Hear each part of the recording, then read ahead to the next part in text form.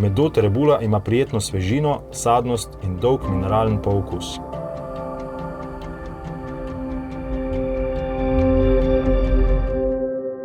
Našo klet Medod je ustanovil moj nono, Zvonimir Simčič, potem, ko je on zaključil njegovo dolgoletno zgodbo v zadružni kleti Brda.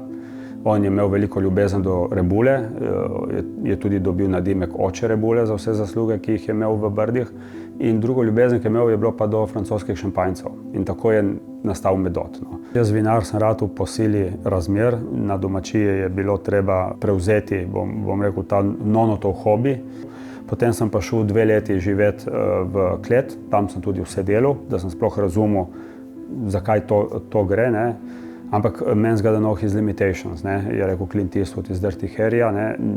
Ne morem jaz reči, da sem vinar in ideator vsega, poznam svoje limite in zaradi tega pa sodelujemo še s 3 enologi in imam sodelavce seveda, ki skrbijo za klet in vinograd. Rebula Journey je v bistvu skupek 2 svetov, ne. Ima svežino in ima tudi eno izrazito mineralnost in dolg pookus, ki je značilno že bolj resnih, starejših vin. Ključna je lega in kaj posadiš, kje posadiš, ne.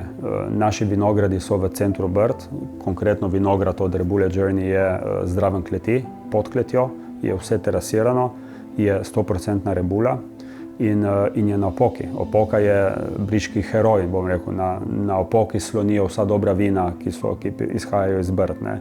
To pomeni, da so zelo revna tla, zelo mineralna tla in zaradi tega, če ni namakanja, trta, katera išče vodo, prodira v globine, ne. Rebula na Opoki doseže 12-14 metrov globine. Trti od Rebule Journey so že relativno stare, govorimo tam okrog 20 let starosti povprečno, kar jo omogoča potem tako kvaliteto.